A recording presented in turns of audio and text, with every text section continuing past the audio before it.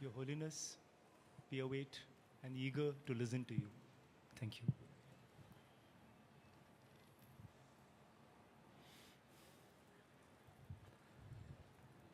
Suppose this sort of meeting, just one lecture, not teaching. So I didn't sort of wear the bhikshu robe. Rinpoche wear. So I think today Rinpoche's turn, Dharma wheel. So already Rinpoche prepared. I'm not prepared.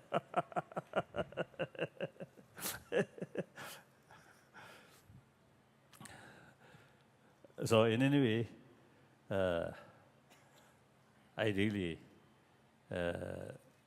feel great honor and very happy meeting the large number of people here and organize Rinpoche organization.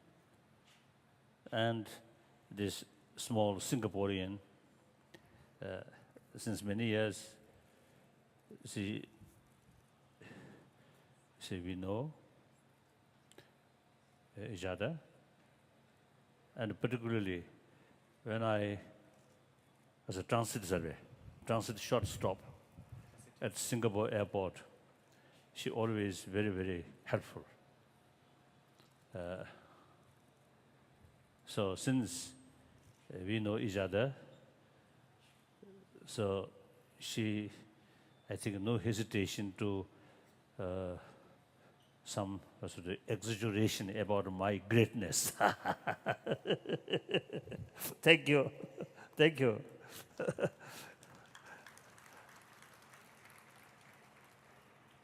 Ale,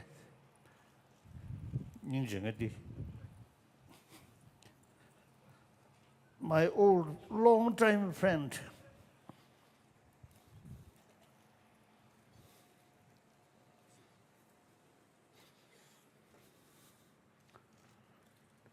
hello.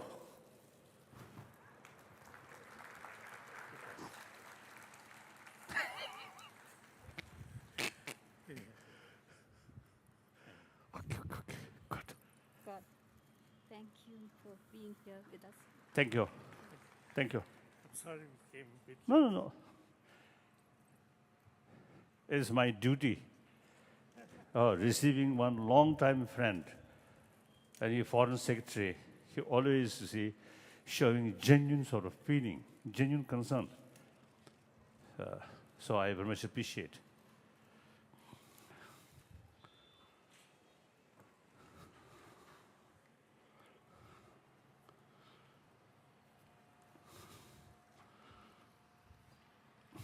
Sure.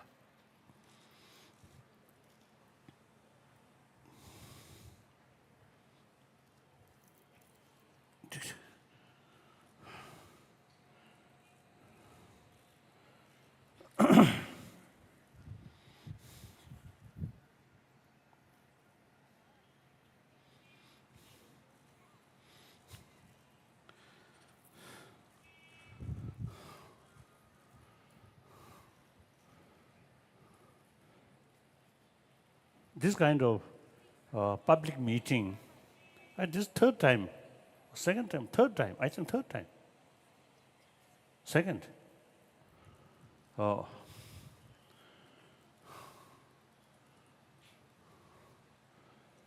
So the last one, which year? Huh? 2004. 4.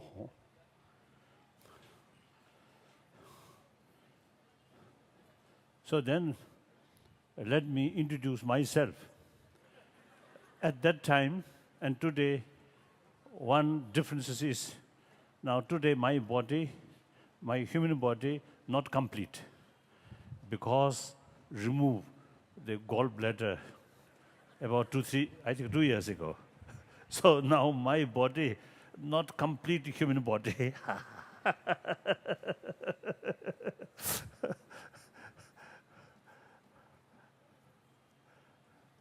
And again, I think I want to argue with my friend, the event on my life not I can not sort of my own sort of control. This surgery of the gallbladder, I do not want that. So I think at least around 15 years, I just say wait and put all my hope to Tibetan medicine. So Tibetan physician also used to promise me using Tibetan medicine that gallbladder sort of stone can melt it. So I put hope on that. I think after 15 years, that hope is empty hope. So I always teasing my Tibetan physician. You put me empty hope last 15 years. anyway, so that is surgery, not according to my wish, but circumstances, you see, they brought, there is no other choice, but I have to remove through surgery, like that. So in any way, basically my health, very good. So now here,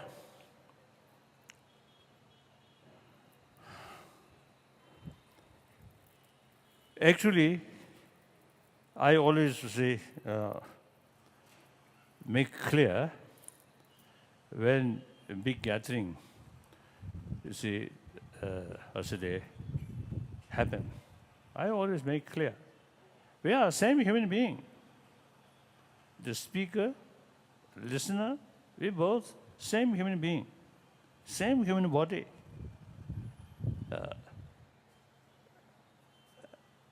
So, emotionally, mentally, physically, we are same human being.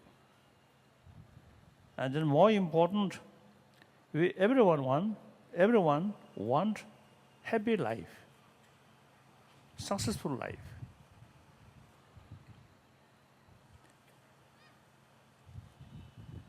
And most important, everyone have the right to achieve happy life. There is no differences, absolutely same. Then from the Buddhist viewpoint, particularly the Sanskrit tradition's viewpoint, everybody have Buddha nature. So long consciousness and different level of consciousness there, innermost subtle consciousness, and it is ultimate reality that usually we call Buddha nature. So the ultimate seed of Buddha, or Buddhahood, is that subtle consciousness. So that all sentient beings who have the experience of sort of knowing that consciousness there. That consciousness, subtle consciousness, is the basis of all grosser level of consciousness. Obviously, in our daily life, now like this moment, we are experiencing or active our grosser level of consciousness, including sensorial consciousness, very active. I can see, I can hear, I can smell, I can taste, I can touch. So the 5 sensorial sort of consciousness, very active. Each sort of sensorial sort of consciousness, behind the mental consciousness. So the sensorial level of consciousness, I think generally speaking, no ability to judge. So when we see something, hear something, then, oh, this is good, this is something. And sometimes we remember, oh, once I heard that. That's the 6th mental sort of work. So after each sort of consciousness, there's the sixth sort of mental consciousness always go that way, together, or sometimes follow, like that. So then, in dream state, these senses of organs no longer function, no longer active. But the mental level experience still there, active. So its own special sort of what's the different sort of, with dream, certain sort of what's the seeing, hearing, and mental level, something.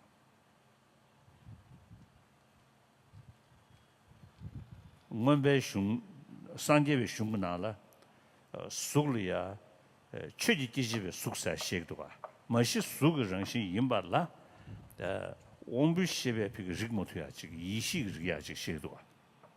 In Buddhist philosophy, we speak of a kind of form which is in the mental state, something which cannot be perceived by sensorial mental factors or sensual faculties, but can only be perceived mentally. Such kind of form is called subtle mental form. So within that, also you see there are differences. I think different category about, I think 5. Sunga marbe. Sunga. Sunga imbi. So then another level of consciousness, deep sleep without dreaming, without dream, another level of consciousness. So, according to our daily sort of experience, we already sort of notice there are different levels of consciousness.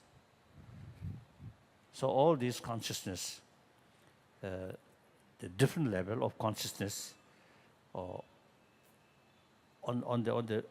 the basis of subtle sort of consciousness, subtle consciousness continuously there. So,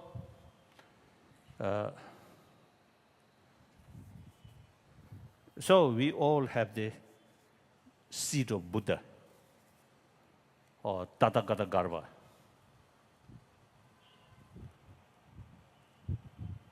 My friend knows Sanskrit, isn't it?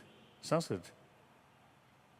So please examine my sort of pronunciation, Tathagata Garva, okay?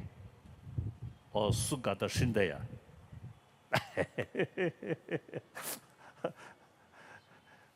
So the Sanskrit word is Buddha nature, Buddha seed. So we all same. We all have the same potential to become Buddha. That's Buddhist viewpoint.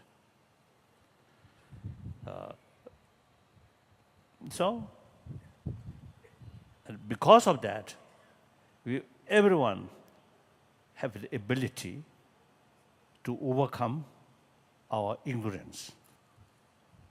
That means everybody have the ability to create, what you call wisdom or paranja. The sort of knowledge about different level of reality and ultimately the ultimate reality. So long consciousness there, so long the ability of awareness there, so that potential everyone have. So the method to develop that awareness, human intelligence is important. So from that viewpoint, sentient being with human body, human brain, we well equipped. Is it to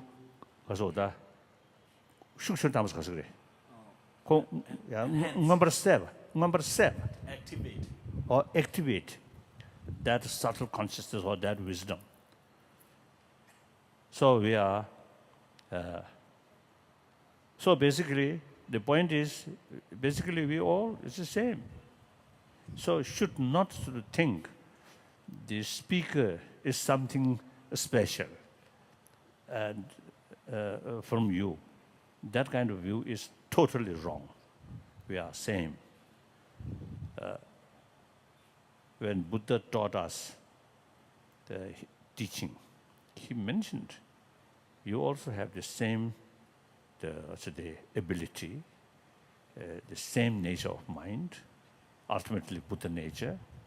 So he always emphasized that. Since it's Buddhism, Buddha Dharma, no idea of concept of creator, like Jainism. These two Indian tradition, no concept of creator, ourself as a creator. So samsara, which, of course, samsara, general, not my creation, but my own sort of samsara, is my own creation. Ultimately, that a subtle mind,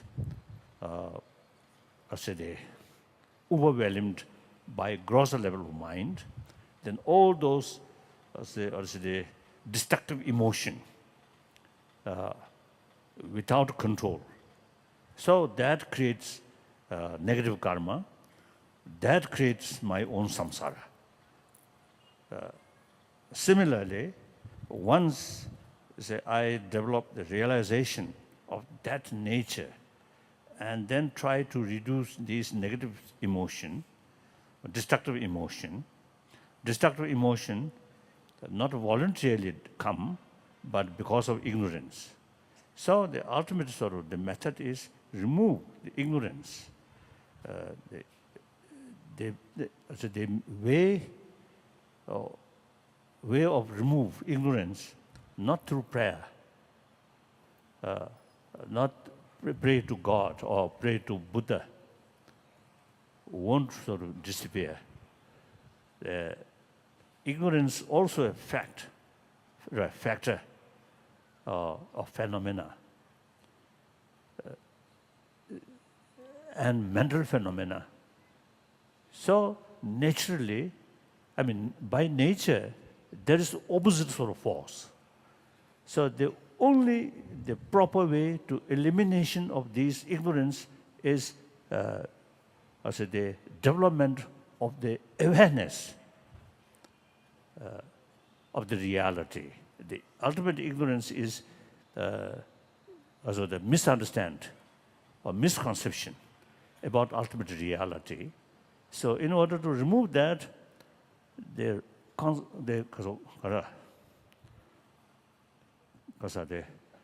right awareness about the reality. So that's the only way to develop. That also is we can do. I myself, now over 76 years old, through my own training, my own sort of, some meditation, not very, very perfect, very high level of meditation, but some low level of meditation. I think last almost, now, nearly 60 years.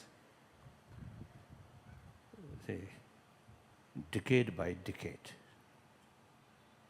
some sort of improvement, gaining some strength about these deeper awareness.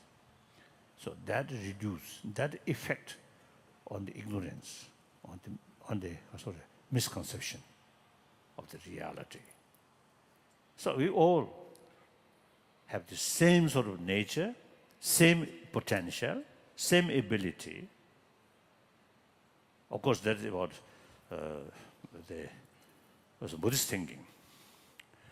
Now here I'm going to talk about secular ethics. Not talking about religion, not talking about God, not talking about Buddha or Buddhahood, these things. Simply how to be more calm person, calmness is the basis of satisfaction. And also calm mind, also very good for our physical health. Oh, I want to share with you one my sort of secret.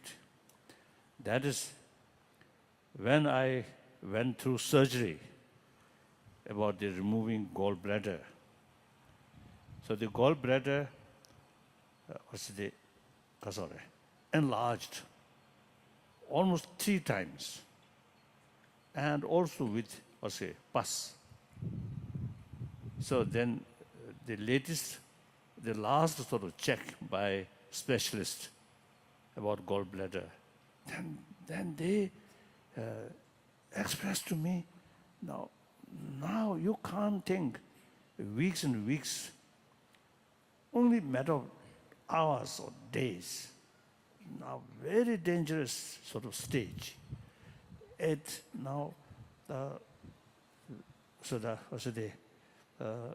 every danger to explode. If that's case, if such things happen, then very dangerous. Then I immediately went to the hospital, the Gangaram hospital, and then the next day is the surgery. So usually, those healthy body, even 15, 20 minutes, they can also complete. They can they can finish. But my case, 2 hours. The surgeon, very specialist, very experienced. The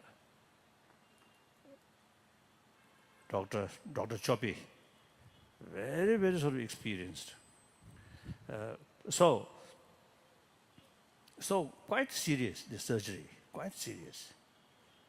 But then, within 5 days, they recover, rapidly recover. And then within 1 week, there's some things was put here, also they remove, and everything, then okay, become normal. So then concerned doctor or nurses, surprise. The speed sort of recovery, they're a little bit surprised on my age. Speedy recovery. Speedy recovery. Speedy recovery. So of course I have nothing special, but I convinced then my mental state quite calm. Even on the bed, the surgery, I feel okay. Some teasing, some of the nurses, some of the doctors, like that. Then of course, after Kaza, Shime. Anesthesia. After that, of course, no feeling. But till that, I smiling, and you see some cases teasing. If they made little mistake, then I always teasing like that. So I think 5 days in the hospital. So within a short period, those nurses, who take care of me, we become very close friend. So later, the concerned people later expressed to me, while I was there, at that part of the hospital, some kind of whole atmosphere is something different. After I left, they felt something missing. So this is nothing special. I think my mental state quite calm. So that much from my own experience, I can tell you, you can train your mind. Through that way, you can bring inner peace. Not through prayer, but through training, but through awareness. So whenever I meet you see people or public talk, I always stress material values, of course, very important, but there is limitation. So it is absolutely wrong to seek deep satisfaction from material values, from money, from power, from fame. It's wrong. Ultimate source of satisfaction, ultimate source of happiness within ourselves, on mental level. That you should know. So material development, important. Without money, you cannot lead your life properly. We need. But if we put all our hope on matter, on material value, then your life will be miserable life. Some my friend, businessman, sometimes I teasing some my friend, oh, you are a slave of money. They are very busy for money. And for money, lie, cheating. Because money brings jealousy, extreme competitive, negative competitive sort of feeling. As soon as jealousy comes, the genuine openness, genuine trust reduce once you develop some kind of feeling of jealousy. Even with your, as a long-time friend, long-time sort of even parent or brother, sisters, if jealousy develop, then emotionally you become little distance. Then eventually distrust, and you have to speak hypocritical way. That destroy trust. Without trust, friendship cannot develop. Without a friend, we social as a social animal, without human affection, no matter you are billionaire, you are president of powerful nation, you will not be happy. Even remain as a beggar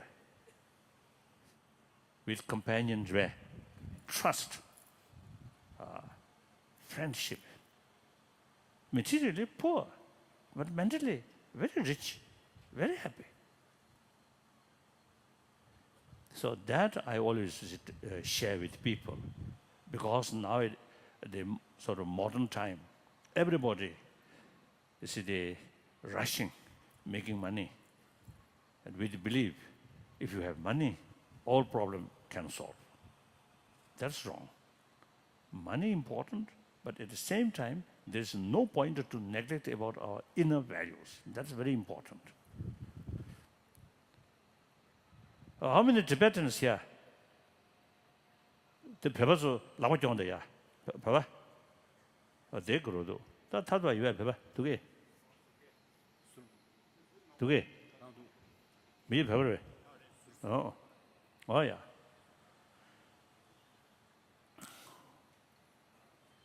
So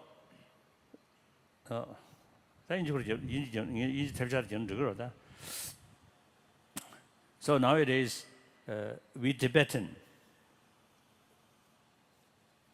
say now, also you see that more and more Tibetan now really worship money, particularly dollar. I openly, you see, sort of what's it, expressing, you know, our way of approach regarding Tibetan problem, not seeking separation. Because Tibet materially very backward. Tibetan also loves money. Tibetan also is want modernized Tibet. So one reason, several hundred Tibetan illegally immigrant to Europe, some of the European countries, and also Canada and America. These illegals or immigrants, Immigrants. not for seeking spirituality, but seeking dollar. So we also want modernize and more material development. So in that case, remain within the People's Republic of China. We get much benefit, provided our main concern is preservation of Tibetan culture, Tibetan spirituality.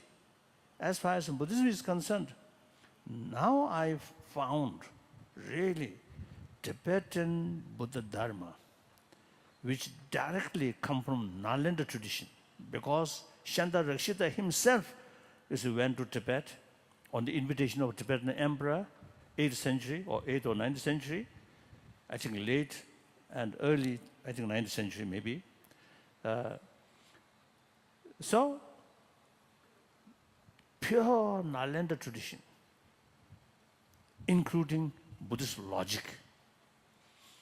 That complete form of Buddha Dharma available only in Tibetan tradition. Very clear. So that not only Tibetan treasure, but we can say world treasure.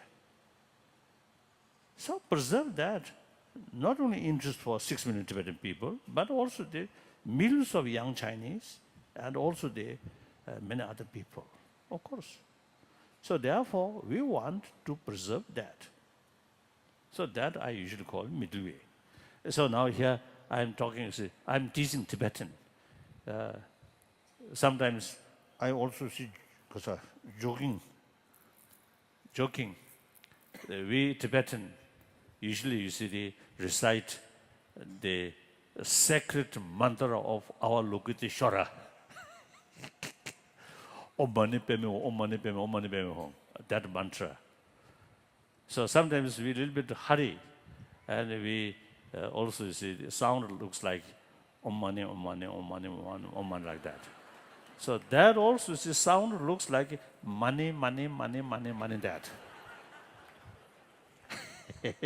I think that's true expression of Tibetan. We want dollar, we want money, money, money, money, money, money, that. So, young Indian, also you see the more attraction about external sort of development.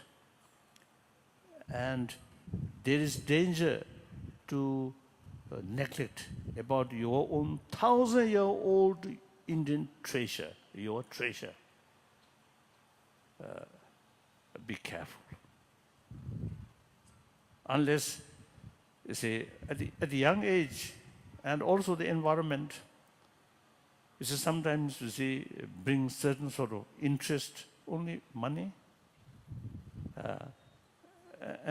and these sort of material values, which gives you some satisfaction through sensorial experiences, like sports, eye consciousness, music, ear consciousness, smell, taste, these things, again, through sensorial consciousness, you get some satisfaction. So that kind of satisfaction completely relying on external matters. So when these external facility not there, then you really feel boring. Sometimes I feel some of the tourists, some old people, there's sufficient money, but they cannot sort of spend days on sort of, thinking some inner, values. Because their whole life relying on a consciousness, certain sort of satisfaction, which produced by sensorial level. So when these facilities not there, when your life not active, then you really feel boring. Then go different places and see some new place and hear new music. That's the only source of satisfaction. That's quite a pity.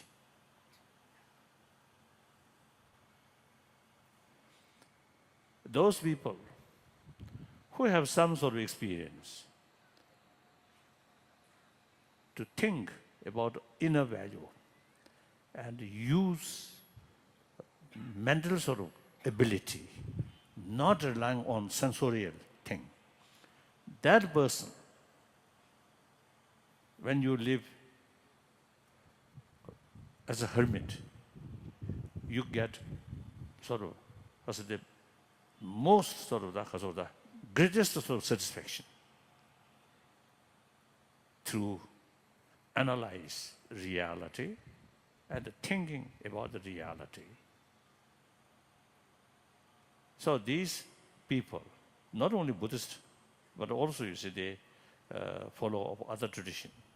One time I met one Catholic monk in Barcelona, one monastery, Catholic monastery, Monsu Road or something. So when I visit there, the one Catholic monk came to see me, and the organizer about my visit, they told me that Catholic monk 5 years remained in the mountain just behind the Monsu Road monastery or temple, 5 years with very little sort of hot meal, some biscuits, some bread, like that. So when he came to see me, I already, because they informed me, so I already developed some kind of genuine respect and appreciation. Then I asked him, I was told you spent 5 years in the mountain like hermit. What kind of practice? I asked him. His answer is meditation of compassion. When he answered that, in his eye, some special sort of expression. So, different religious tradition, different philosophy. Some say there's God, creator, some say no God. Doesn't matter. That's a philosophical sort of field. And according different individual mental disposition, different way of approach is necessary. It doesn't matter. But the important is the real aim, real goal. Purpose. So all these different religious traditions, so they have the same potential to increasing our practice of love and compassion, forgiveness, these things.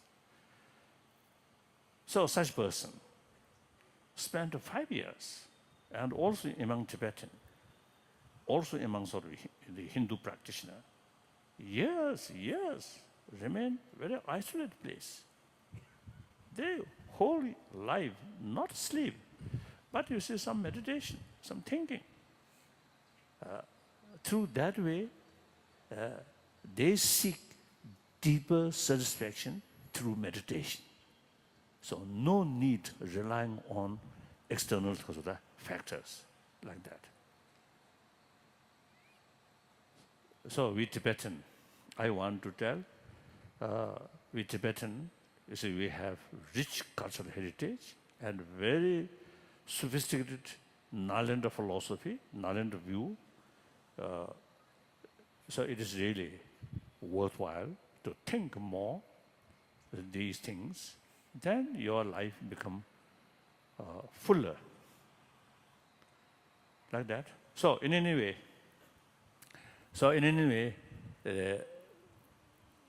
they pay more attention about our inner ability in order to achieve calm mind. Calm mind works and brings two benefits.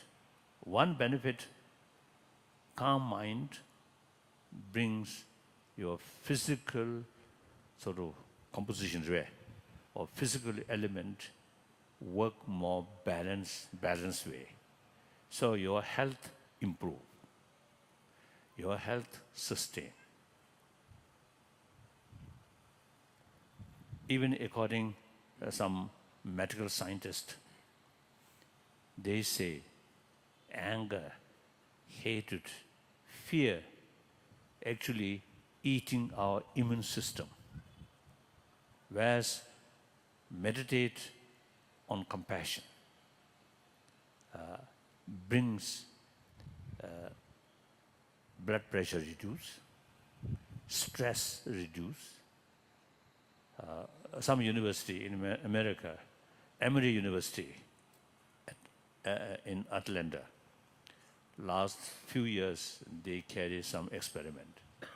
And also, Kasa, Stanford University also have now serious program.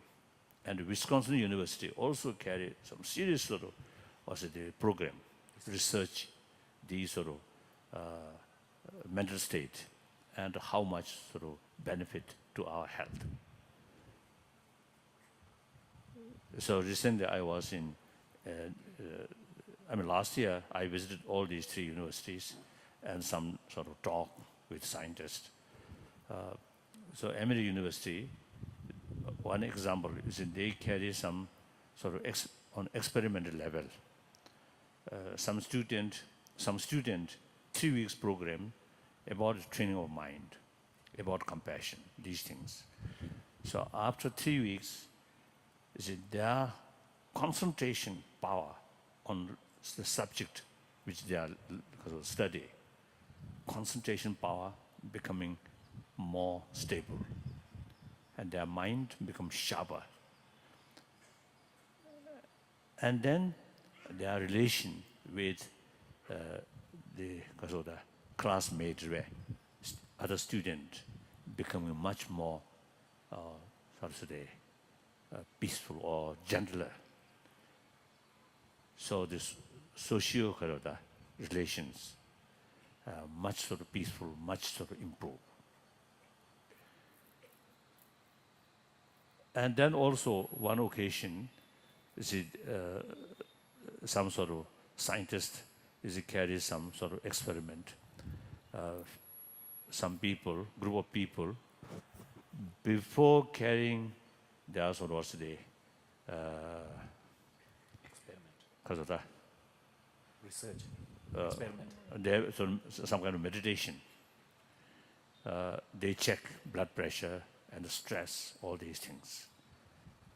Then after a few weeks training, each day about 30 minutes or some sort of meditation on love, compassion.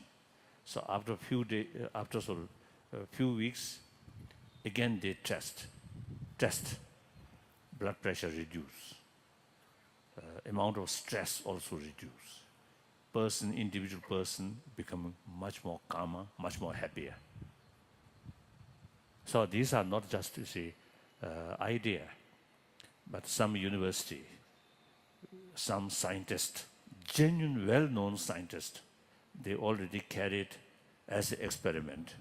Now they found quite sort of significant sort of result like that.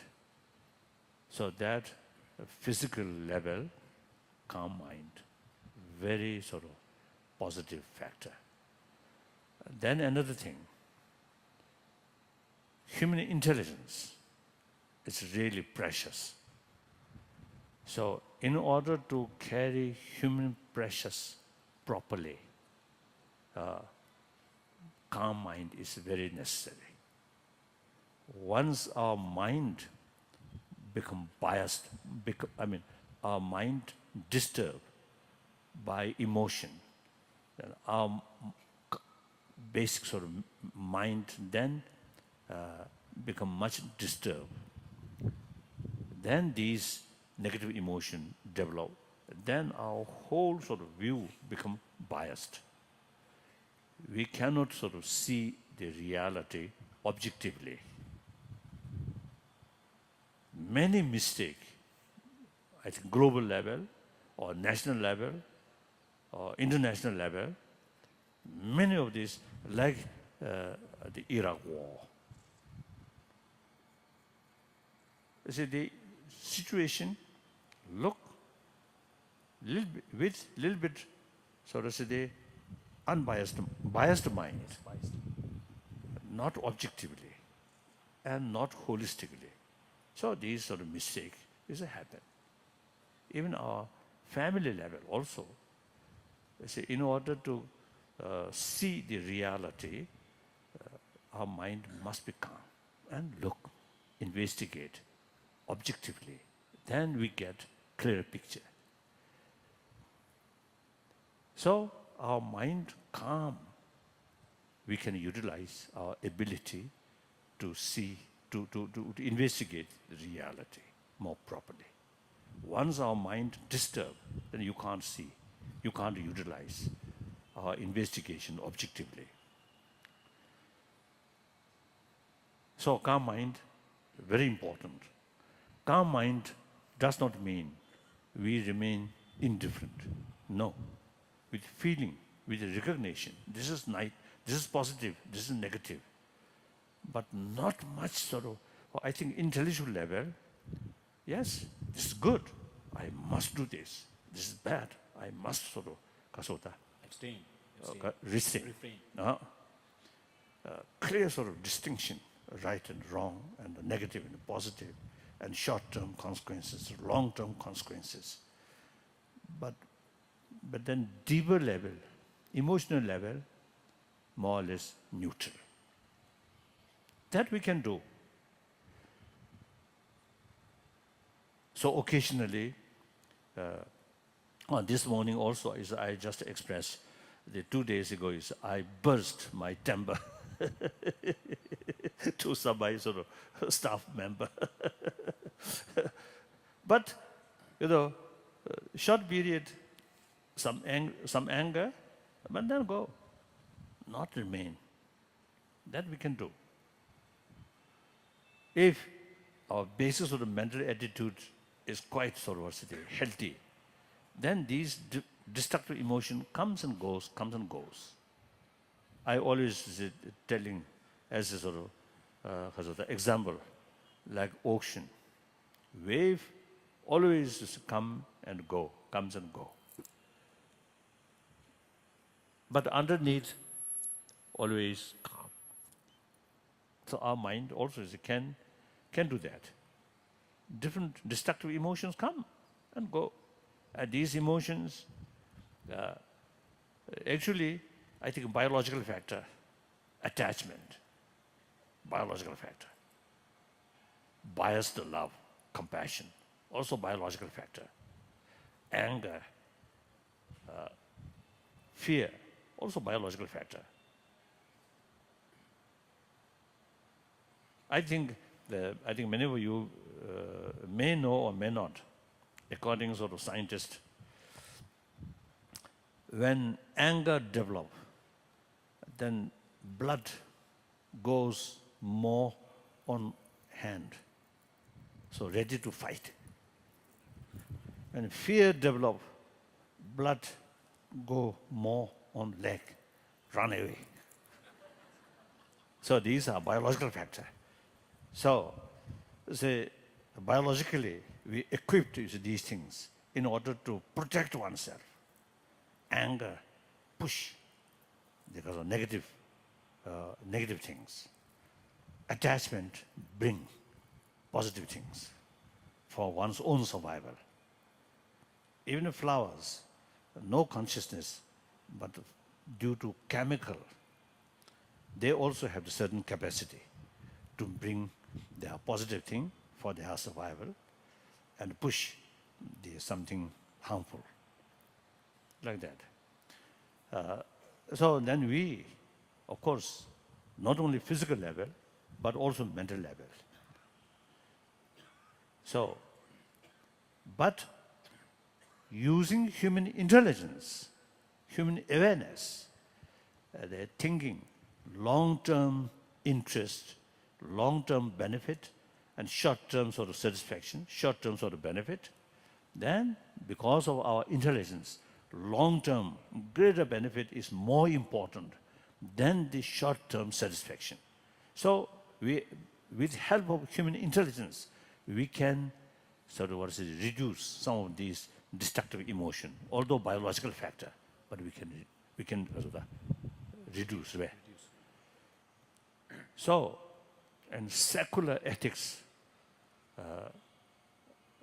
I think awareness and training of mind.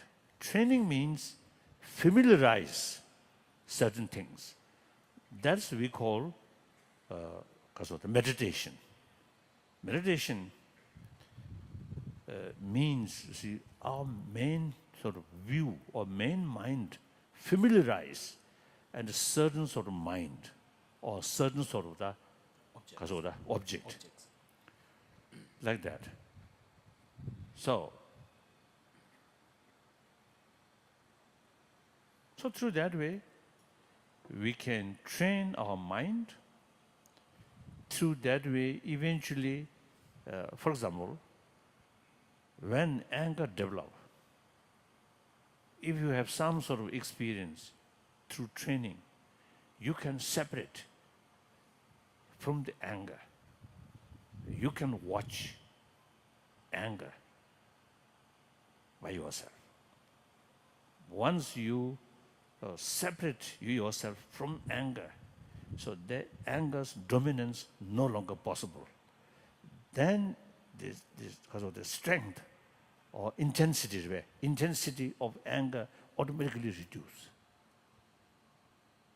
So through training, you see, we can do these things. All these, I think, the ability of human intelligence. So that's why you see many spiritual literature, you see, mentioned human body is something precious, like that. So now, I think basically, that's the main point. You see, everyone want a happy life, and the ultimate source of happiness, satisfaction. Now, when I say happiness, I think mainly means satisfaction. So even suffering, even physical suffering, can bring deeper satisfaction at the mental level. Even these sports, they really, physically, this sort of very hard work. Sometimes it's difficult, but that brings tremendous satisfaction on mental level. So satisfaction and suffering, not the opposite way. Right? So here, happiness not necessarily sort of pleasant experience, but happiness mainly here, satisfaction. So happy life or satisfactory life, ultimate source is within ourselves. That please should know that. So pay more attention about our inner quality, inner value.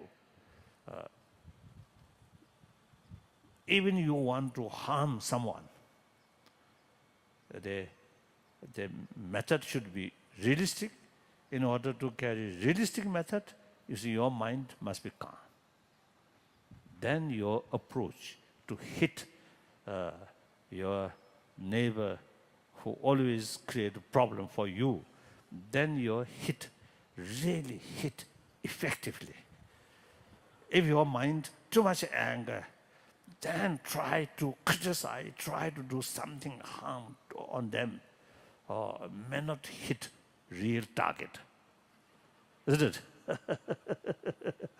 I think one example, your neighbor, if you see your neighbor, you see, create some problem for you, and you want to some sort of harm, right? If you remain calm, without anger, without much emotion. And your sort of attitude still remain very pleasant attitude. So your friend continuously come and even increase. More visitors come. Then your neighbor feel more worry. Other hand, because of some trouble due to your neighbor, if you lost your peace of mind, and you always sort of irritate and bad mood, then visitor certainly will reduce. Then eventually you feel some uncomfortable, some illness or some uncomfortable. So doctor, you have to call one doctor. Then your neighbor really feel happy. Now my neighbor, no visitor, no sort of happy mood, and now even doctor also calling. So something goes wrong. So they feel very happy. So anger, hatred, actually self-ruin, self-destruction. So instead of that, you remain calm. And then investigate what is the best way to hit on your neighbor. Then utilize that realistically. And then you get real deeper satisfaction. So calm mind is very, very important. So when we face some problems, we should not develop, you should not let out anger, this negative emotion. Try to minimize and use our intelligence about the reality. That's important. That I want to share with you. That's I usually call the method, the value of human values, nothing to do with religion. Then for religion, second level, those people who believe religion, 1,000-year-old India's tradition, religious harmony. That's now I realize, India is the really only country where all major religious traditions live together. This really greatness of India. Beside a homegrown different religious tradition, all major religious traditions eventually, you see, they establish or deeply rooted in this country. Look, Parsi, very small community, but no threat. They happily settle, and they carry their own 1,000-year-old sort of traditional, spiritual tradition practice. In Bombay, mainly, their community in Bombay, their population less than 100,000. But they not only maintain their own faith, their own tradition, but also from their community, they made really significant sort of contribution for national sort of work. In military field, like General Manekshaw, Parsi, isn't it? In the economy field, like Tata, I think Parsi community.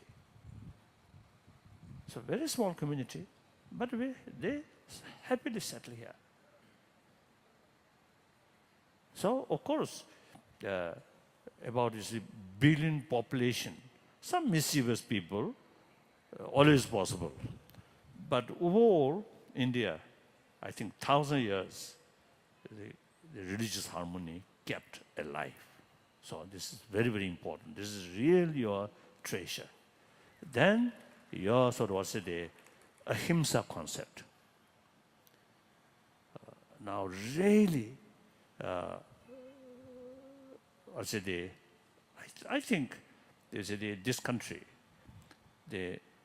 because of ahimsa sort of concept, tolerant, different religious concept, different religious community, from outside, welcome. give them shelter, and friendly sort of receive them. So I think these mainly ahimsa concept. So these two things, the ahimsa and the religious harmony, these two things are really India's treasure. So now time come. World need these two things, ahimsa and religious sort of harmony. The rest of the world really need these two things. So India, not just a word, but 1,000 years, these things still alive tradition, living tradition. So this is really model of the rest of the world. So Indian people should realize that, and should realize your own treasure, not only ancient treasure, but very relevant to today's world. And I often used to telling, I think I describe myself as a messenger of India, messenger of ancient Indian thought. That means ahimsa and religious harmony. So we Tibetan, actually chela of Indian Guru. So you Indian is Guru, we chela. So relation between Tibetan and Indian is something like relation between Guru and chela. And I also is telling my Indian friend, we not only just a chela, but a reliable chela. Reason is the Nalanda tradition. Last several centuries, is a lot of destruction or damage. And in any way, ups and downs, too much ups and downs, Buddhist tradition in this country, their own land. But during this period, we Tibetan, as your chela, kept this tradition up to now, intactly. So that, I think, sufficient reason to say we are reliable chela of Indian Guru. Okay. So now, meantime, I also, now appealing my Indian sort of gurus, and particularly when I gathered the swamis and some sort of religious leaders like Rishikeshi or some Hardwar, this area, I appealing. I am as a messenger of Indian tradition, Indian sort of treasure. So messenger's level, I sort of make my every effort to propagate these things. So now my guru should take more active role promoting these values, ahimsa and religious harmony. So sometimes I a little bit critically I expressing that some of our guru, they simply carry their rituals and some sort of ceremony and fail to bring these values to public, make relevance, these treasures relevant to our day-to-day life. I think that's very important. So the religious leader or scholars now must come out and tell people, share with people these values. So that, I mean, active sort of work for promotion of these 1,000-year-old tradition or treasure. I want to share with these public sort of people like that. And then meantime, we also need more sort of closer pay attention. This gap now growing, this gap rich and poor within the country. And also the gap between urban area and rural area. I think these are very, very important. Please pay more attention. make some more effort. And then also like caste system and dowry system and some other sort of outdated sort of part of Indian, you may call Indian culture or Indian sort of also habit. Trends. Ka, Trends. ka, Trends. ka. Trends. Oh, Habits. I don't know that word. So in any way, you see, they even maybe part of your sort of tradition, but these are outdated. Now must I accept a part of our tradition, but outdated must change. So since we become refugee, I always make clear the part of Tibetan culture, there could be two categories. One culture heritage, although part of Tibetan culture, but due to social system or certain sort of certain political or social system. So such sort of habit is outdated. Now, okay, sufficient put in museum. Must be that culture. The other part of culture, which something really benefit in our day-to-day life, particularly when we're facing some problem, the immense sort of help to maintain our peace of mind and holistic view. Such sort of part of our culture is really worthwhile to preserve and can preserve. Other, we cannot preserve and no use to preserve. So similarly, our Guru's tradition also, I think there are some maybe outdated, some must change. So these change should sort of initiated by the spiritual leaders and come out to speak. That I feel important. So that's about my talk. Now some questions. Question through written, also good. And someone, if you want to question directly, also most welcome. If you provide some microphone. First read.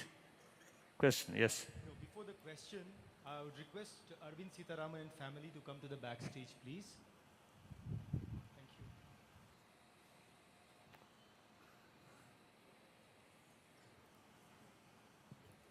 Your Holiness, I have the questions and Yes, answers here. good.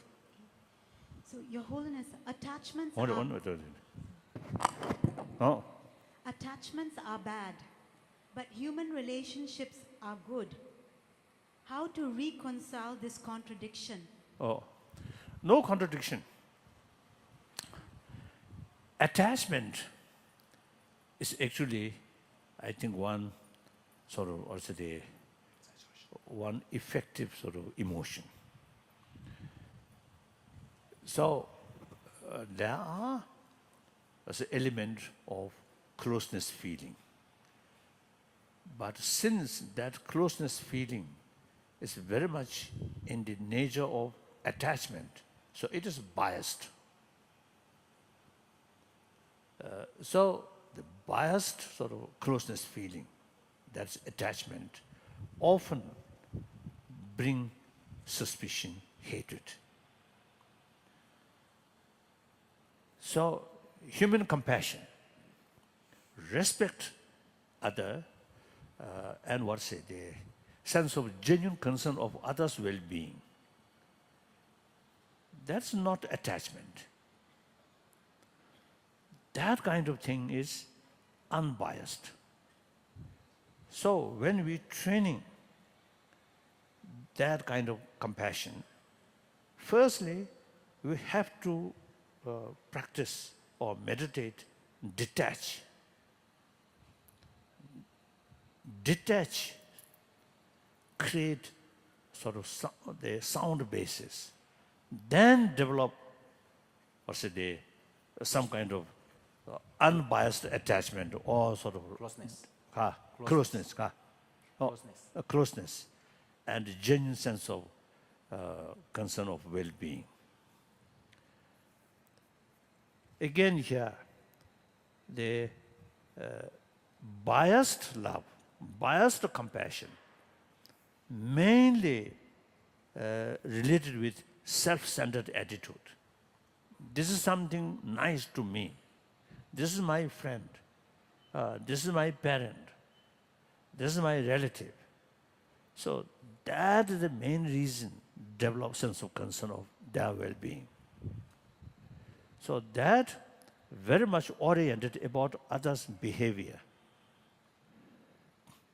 So those people who creates uncomfortable for you, you see, there is no basis to develop sense of concern or well-being of them.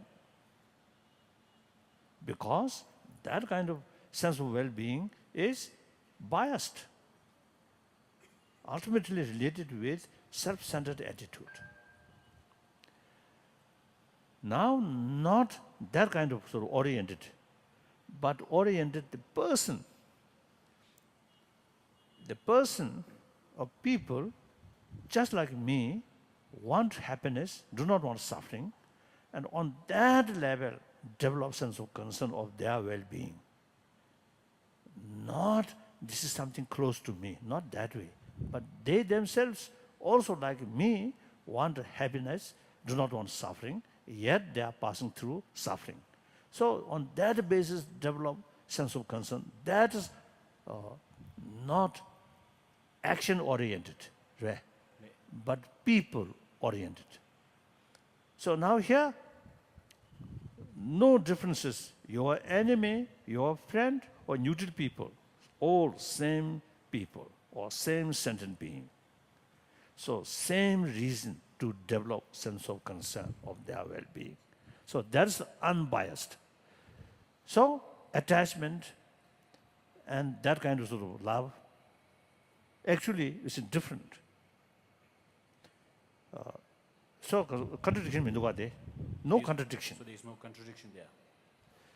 And then also you see, sometimes you see, people get wrong impression, wrong understanding, or misunderstanding. Buddha Dharma, you see, they stress the importance of sort of reduce desire. But their desire is a different kind of desire. Desire something positive, something good. Desire must be there. Actually, the most important part of Buddhist practice is bodhicitta, infinite altruism. There also, desire is very important element. We must cultivate that kind of desire. So negative desire, biased or short-sighted sort of desire, that must sort of reduce. And then even sort of egoistic sort of attitude. Buddhism stress selflessness. But selflessness does not mean, or even as a selfishness, that does not mean, or say they completely sort of disappear ego feeling. No. Ego feeling must be there. In order to develop infinite compassion, infinite sort of altruism, you need self-confidence, tremendous willpower. For that, ego, strong sense of strong self is very necessary. Without that, you can't develop that kind of will. For example, so long space remain, so long sentient beings suffering remain, I will remain in order to serve them. Such sort of limitless willpower need the sound basis, that's strong self. So, and anger, the emotions or mind, is something sort of I think like a computer where many elements involved. No, just one sort of element, you see, cannot function like that. So similarly, anger, out of compassion, out of sense of concern, out of wisdom, sometimes anger also can be very positive anger. So out of ignorance, out of attachment, anger comes destructive anger, negative. So we need more details of precision, Distinction. distinction. That's important. So we need, not as a religious subject, but something like the knowledge about mind, about emotion. Since last year, I suggested to some sort of concerned people, now tomorrow I'm going, you see, there, and I'm going to meet, you see, some scholars who already working in these things. I suggested, it seems, you see, in Buddha Dharma, there are three categories. One, the reality about matters, external things, and mind or consciousness, as I briefly mentioned before, these as inner science. Science about matters and mind. That we should treat it as a science, not a religious sort of subject. Then concept, like concept of impermanence, is based on the reality. So first, study the reality. Then on that basis, conclusion, some idea. Oh, things are momentarily changing. So impermanence. And things are relative, no absolute. Therefore, selflessness. You see, these concepts then come. So these two things are universal, nothing to do with religion. Then after that, religion. Now how to train is our mind, and including some sort of rituals or these things, or vows or these things. That's religion, religious side. So obviously there are three categories: science, concept or philosophy, and religion. So now we are working, you see, so these three things separately. Religion for Buddhist, but science, which come from Buddhist literature and Buddhist philosophy, some, of course, directly related with religion, but some just, you see, the universal sort of view.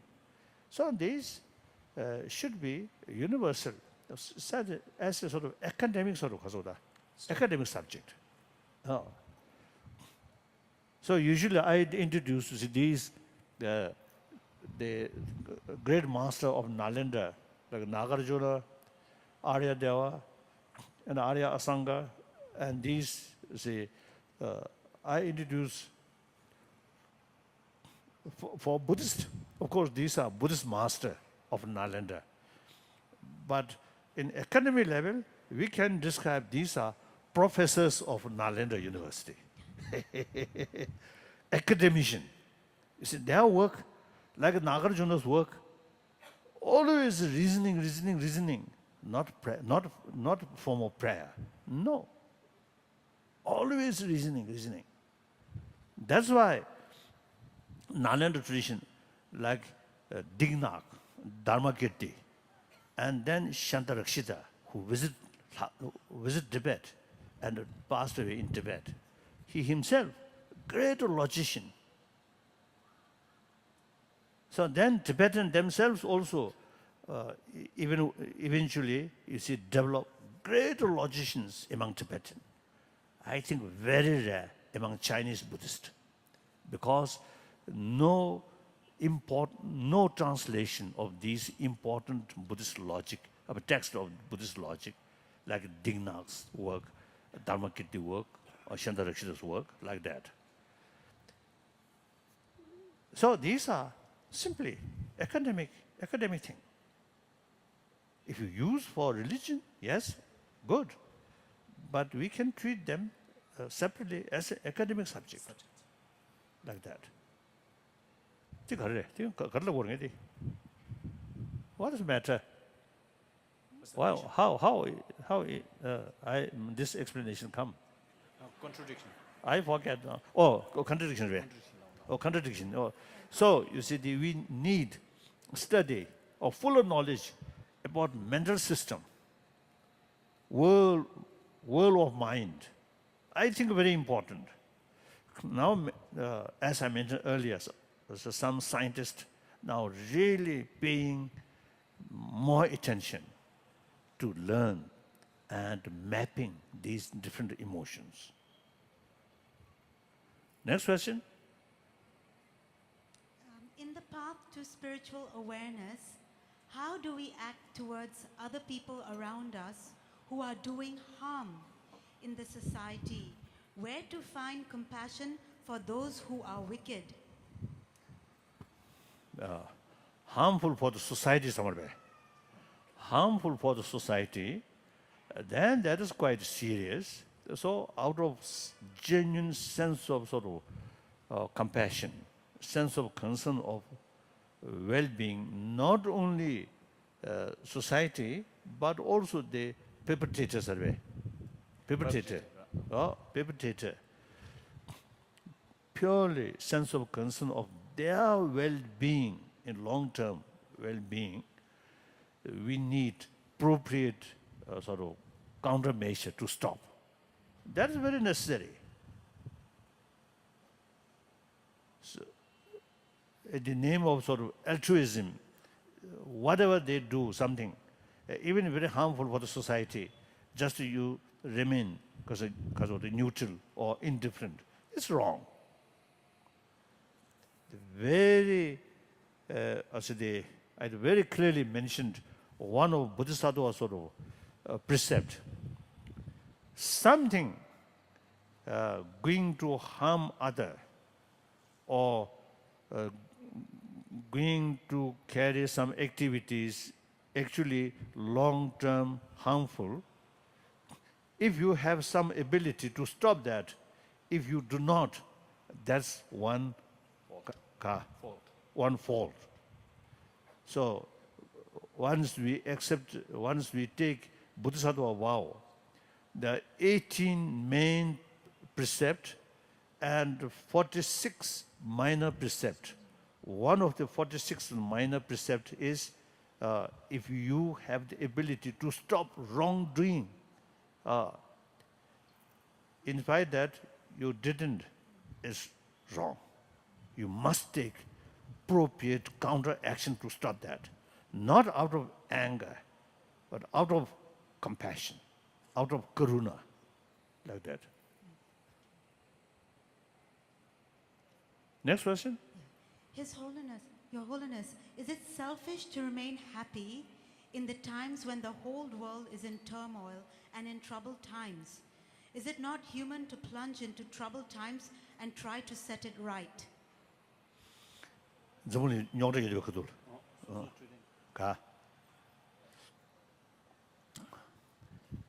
These days, I'm sort of telling audience, last, I think at least 3,000 years, or 3,000 to 4,000 years, people, human being, put our hope on prayer, pray to God, pray to Lord, pray to Buddha.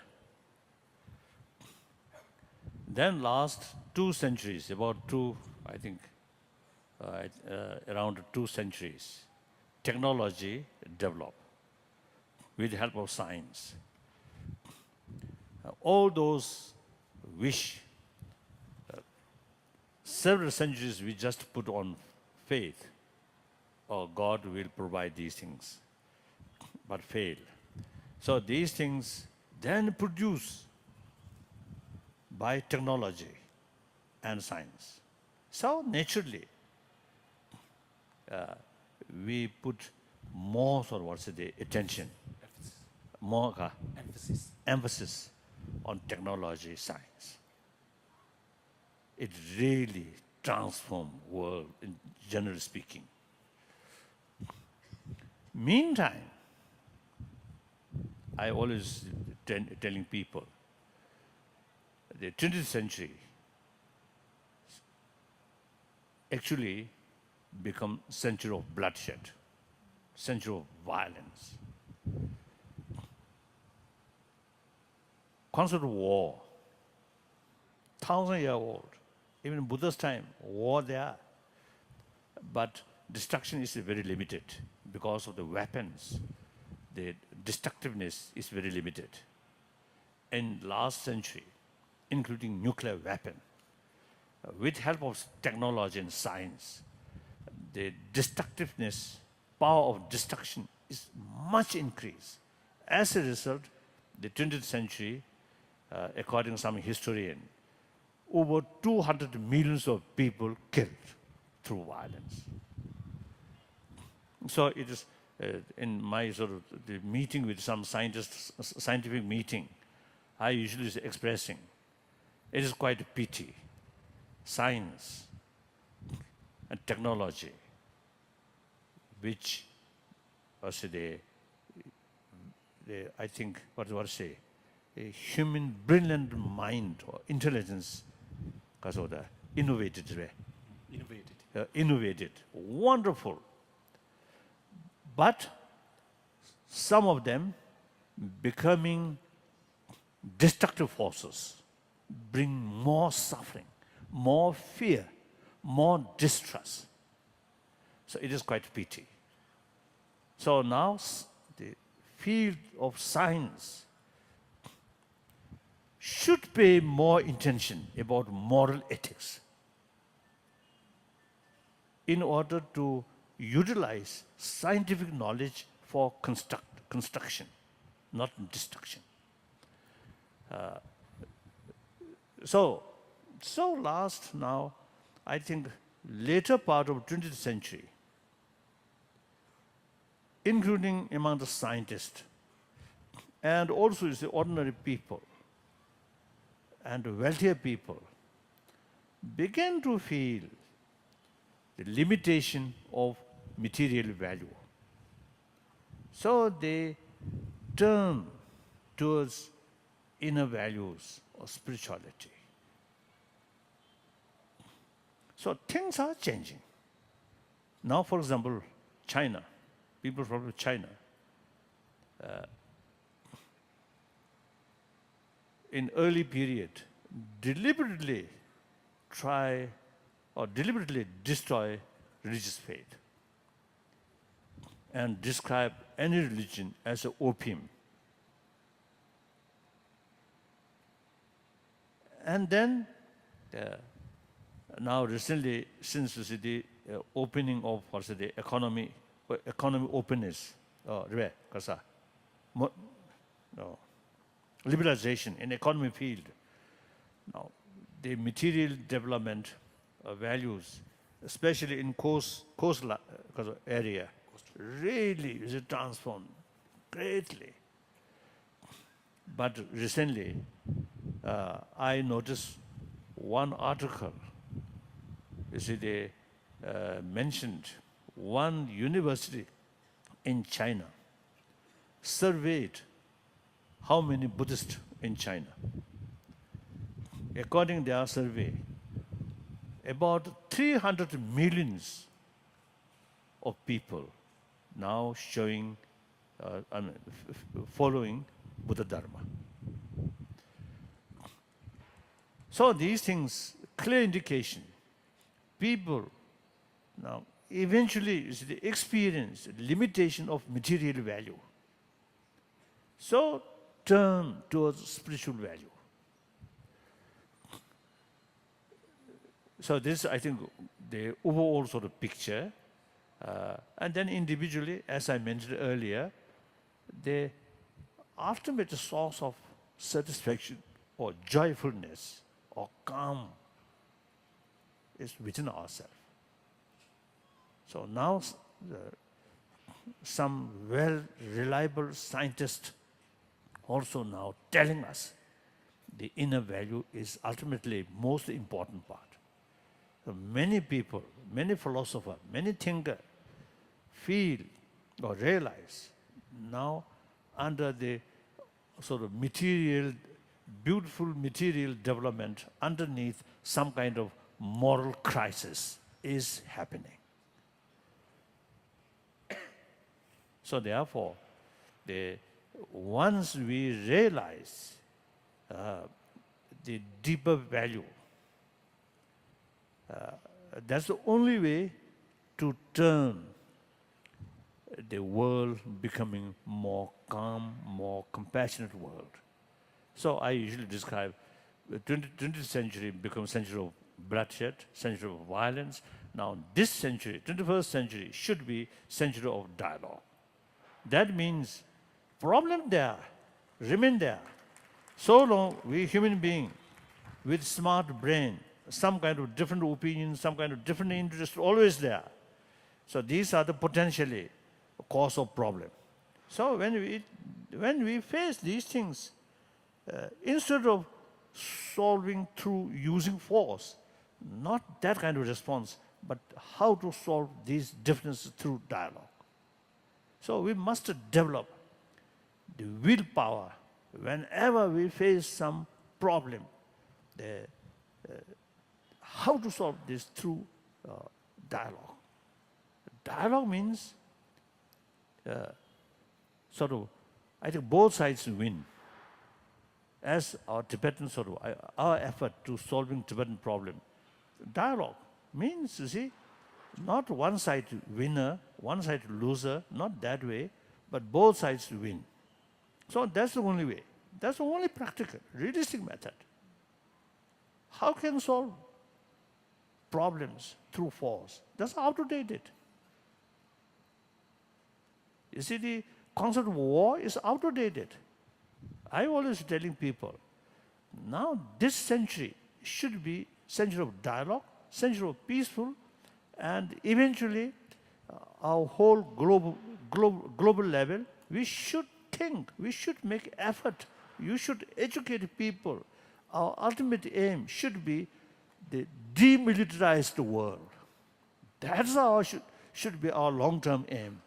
So like that. So they're thinking these lines with such sort of vision and make effort on individual level, then family level, then community level, then national level or international level. I think that's the way. Change on this planet. Initiative must come through individual, not from government, not from United Nations, but we individual must start some effort. Firstly, peace, inner peace, develop within ourselves, individual. Then our family, then our community. Once one family, whenever they face some problems, not forcing each other, but dialogue, try to solve through non-violent way. Then 10 families, 100 families, 1,000 families, we can extend like that. So I think a Mexican friend, one time they told me they are trying to some kind of zone of peace within their own sort of community. Firstly, you see, 10 family, then 100 family. Within that sort of area, if some conflict about to come, immediately try to solve through non-violent way. So they call zone of peace, their own sort of limited area. So these are really, I think, the practical sort of contribution to create. Through prayer, peace. Recently I was in Hiroshima. Some Nobel laureates there, and actually they make voice the free nuclear weapon world like that. So the last day we have some sort of more formal or ceremonial way. Many Japanese there, and Nobel laureates, and some different sort of big companies, and the local sort of mayors and these things, these people there. Then the other Nobel laureate also spoke the action is important, then my turn, I express the world peace, free nuclear world, never materialized through prayer, only through action. So we must work hard. The individual prayer, very useful. But for community, for world, prayer will not bring our goal.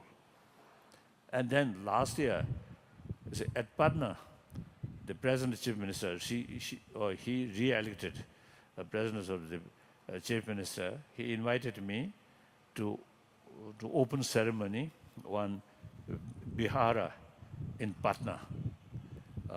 I went there. Then he, at the function, he mentioned, due to Buddha's blessing, Bihar state rapidly progressed. He mentioned that. Then my turn. Of course, I know Chief Minister quite well, so I responded to him. If due to Buddha's blessing, Bihar state the rapid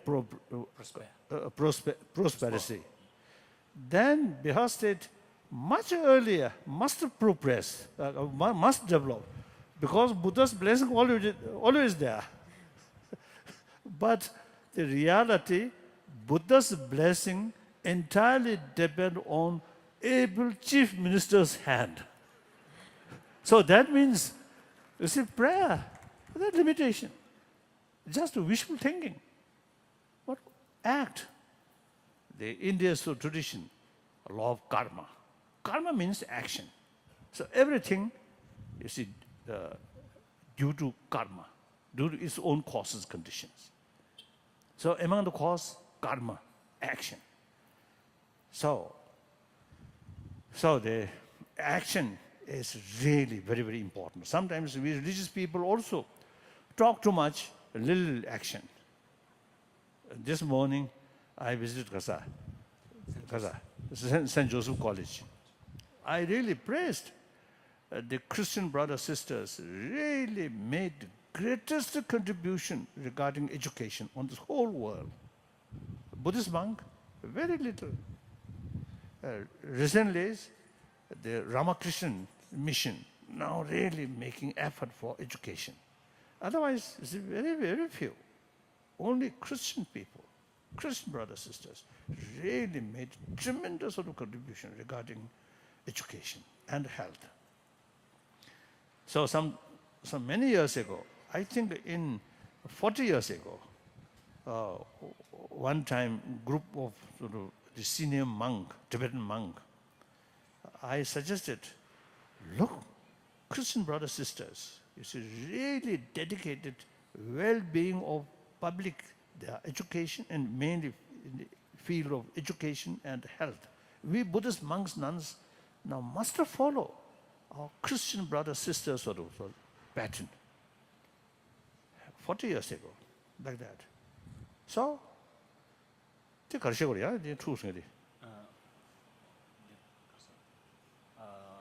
People who make conflictory So you see, change ultimately depend on individual. So should not think when we see full of problem, then you feel some kind of helplessness. Should not think that way. Firstly, you yourself, out of awareness, pay more attention about inner value. Then share with your own family member, your own neighbor, families, like that. I think that's the way. Yes? Your Holiness, regardless of what religion we belong to, please enlighten us with a method for peace of mind in everyday life.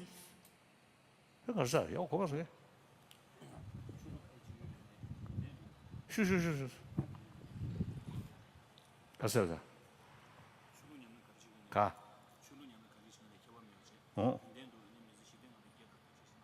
가.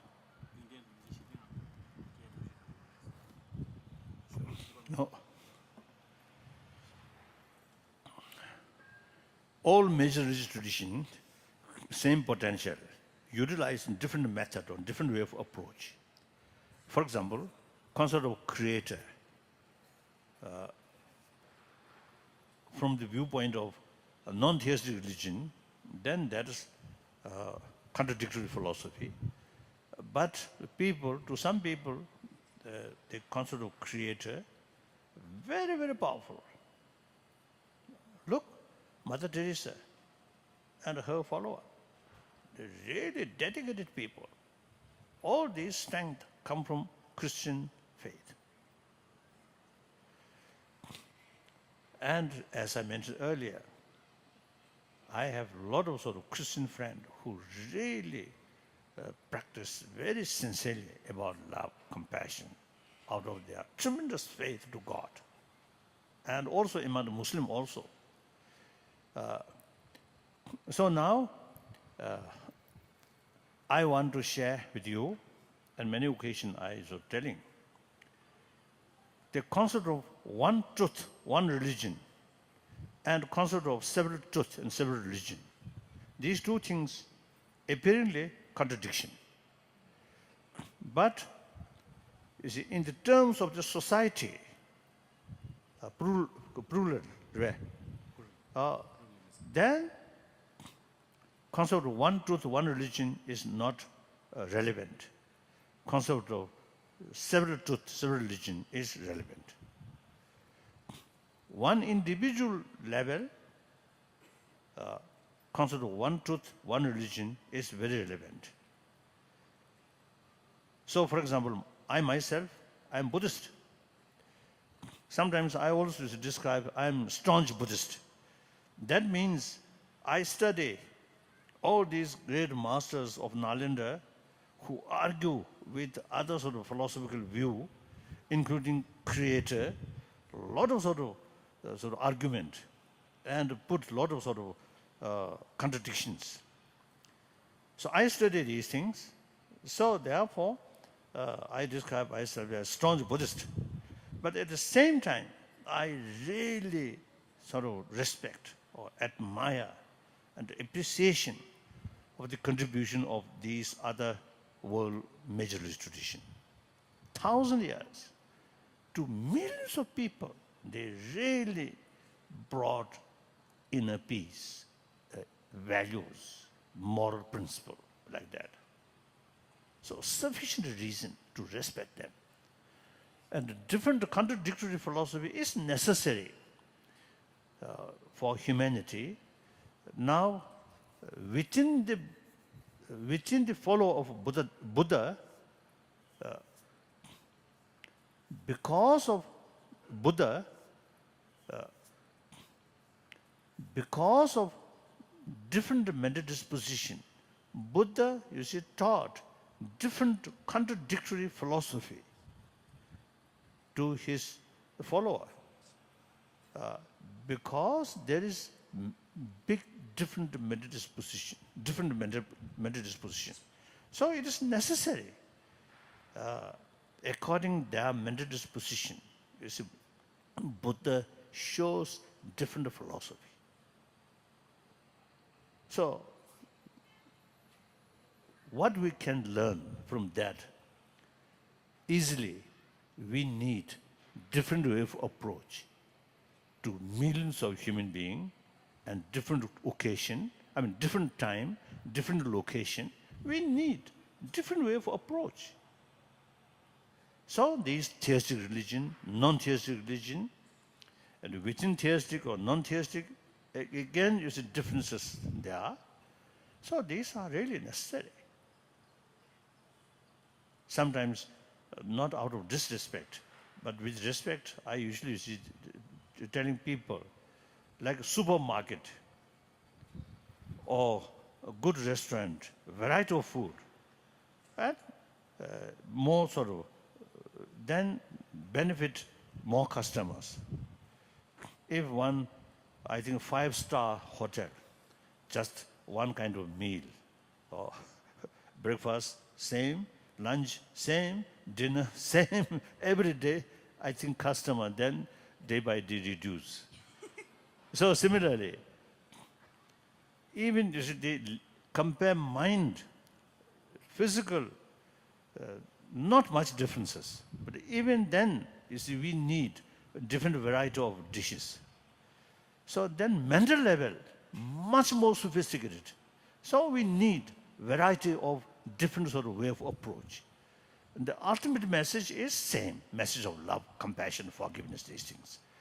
So when we, now again, one time in Chile or Argentina, one meeting with some scientist or some religious leader. So one scientist, one physicist, great physicist, he mentioned, he is physicist. He loves his own sort of field, physics, right? But he should not develop attachment towards his own field. That great sort of teaching. When he mentioned that, and I immediately sort of reflect, oh, I'm Buddhist, but I should not develop attachment towards Buddhism. If I develop attachment, then my attitude biased. Then only Buddhism is good, not other. Because your mental state not biased, so not objective. So that then all major religious tradition was the same message of love, compassion.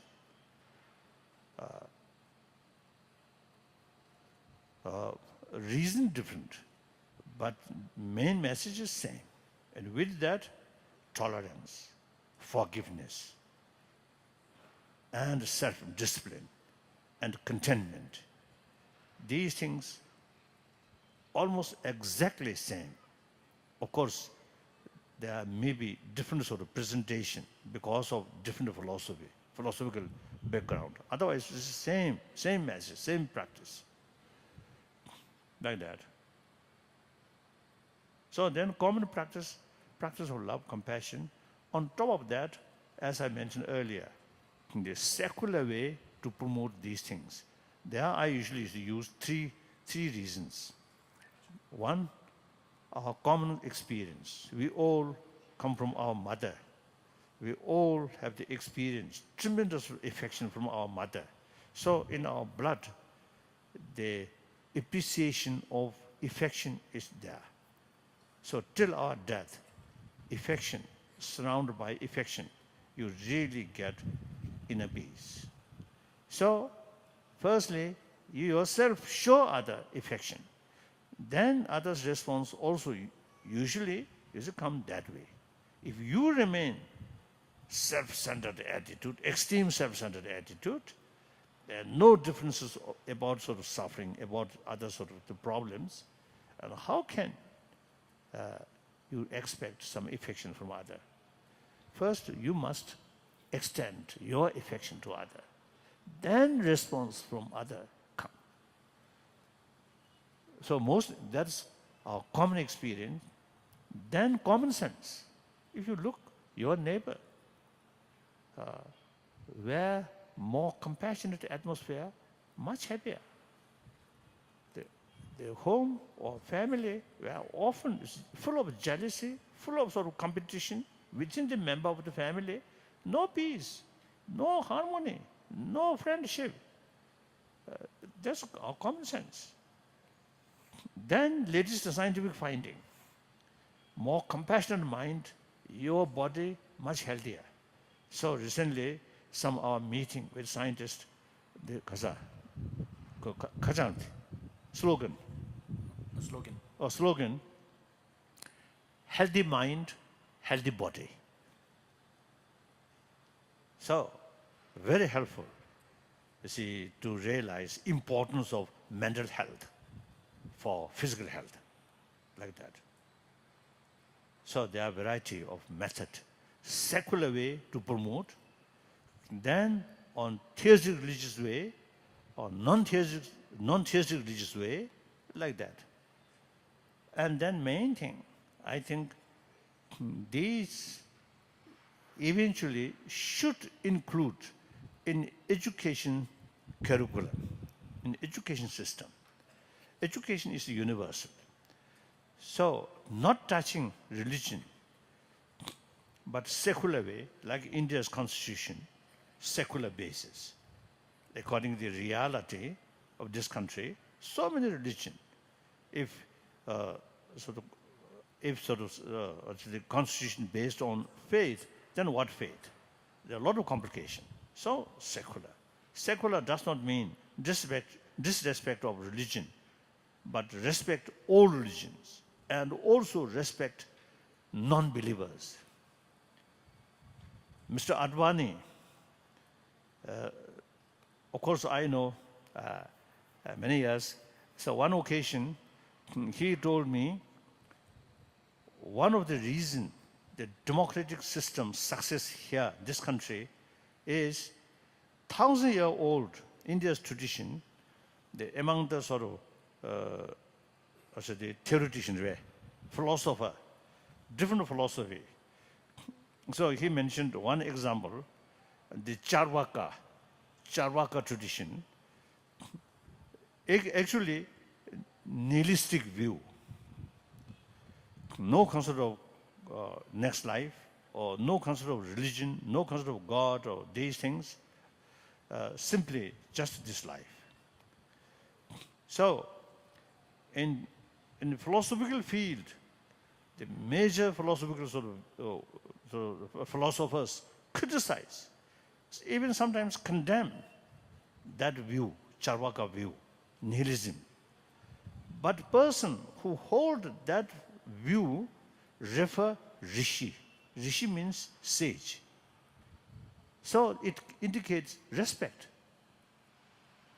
Person who hold wrong view, still respect. So that is the India's tradition. So he mentioned that is the 1,000-year-old tradition. That's why you see the democracy very successful here. He mentioned, I think that's wonderful. So attachment, one's own tradition, our attitude become biased. Remain calm or open. That's very important. Now, next question. Your Holiness, due to the shortage of time, I think Okay. this will be the last question. So in one of your talks, you said we should be intelligently selfish. Oh? Can you explain this? 그래서 그래서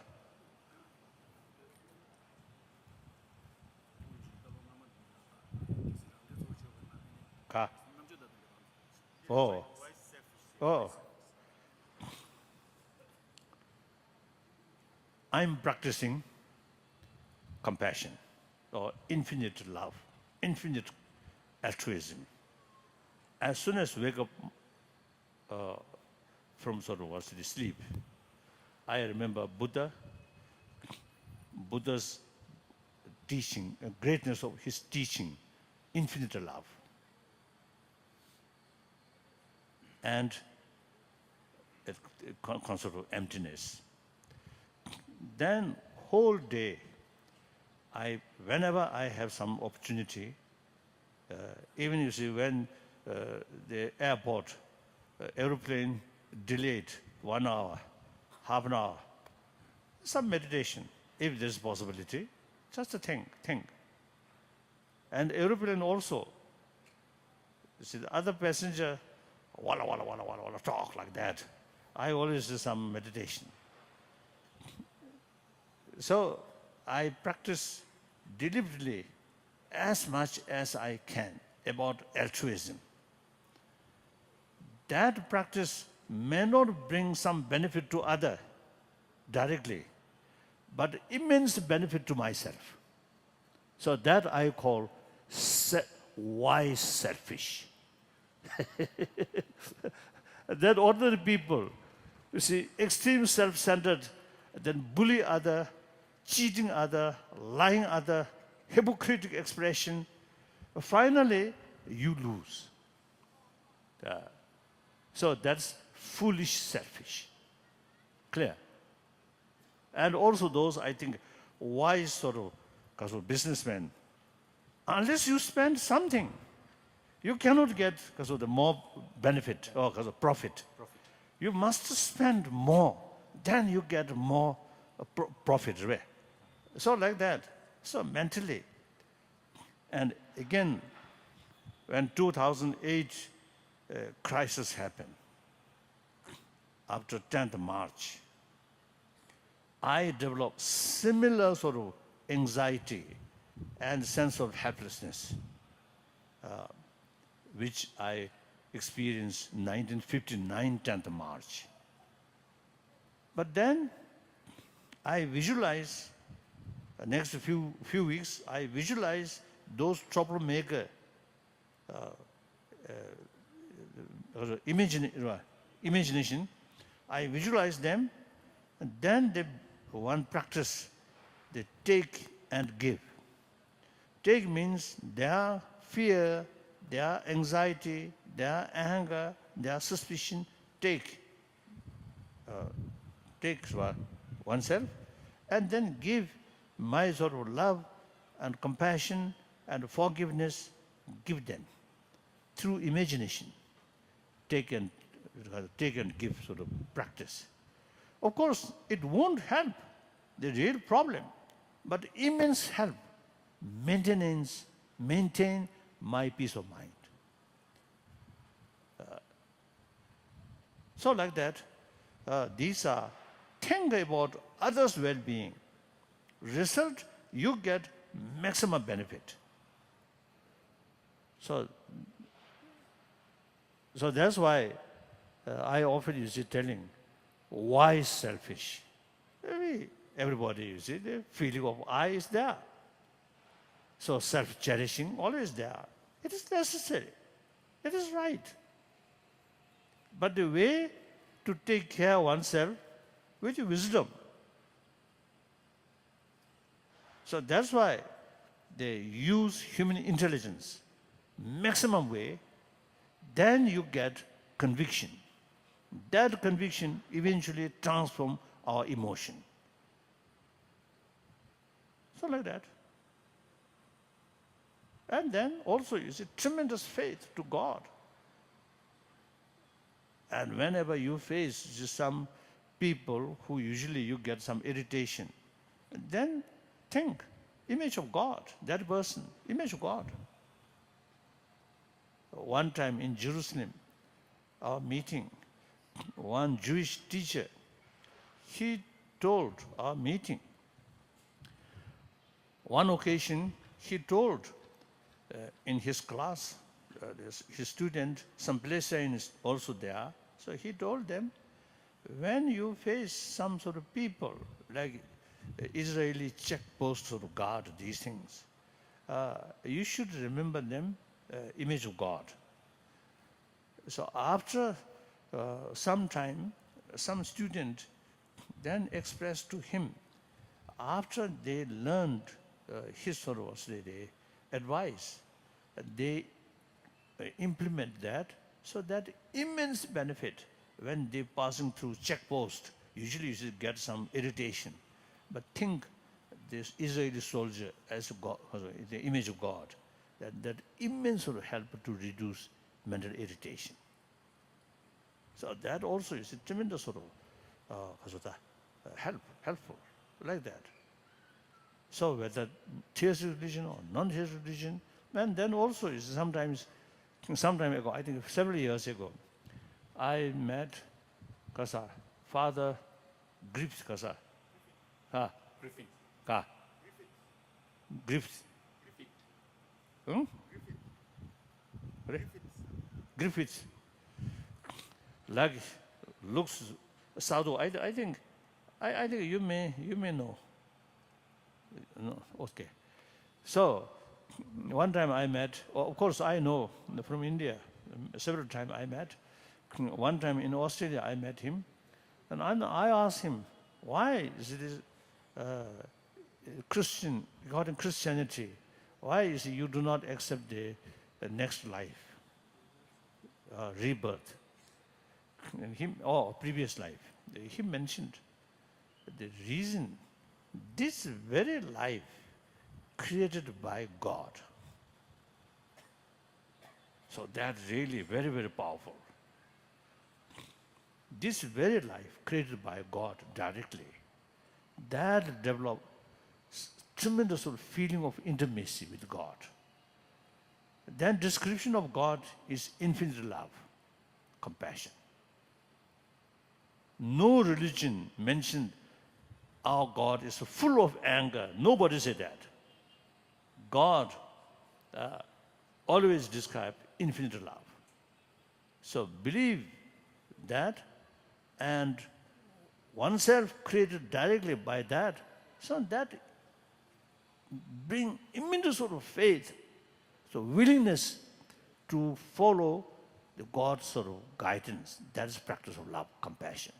And entire humanity look as a sort of brothers, sisters, same source, created by same God. So if you really take your faith seriously, sincerely, immense sort of powerful. Then non-theistic religion, everything due to karma. If you if you do good thing for other, you get benefit. If you do harm other, you get negative consequences.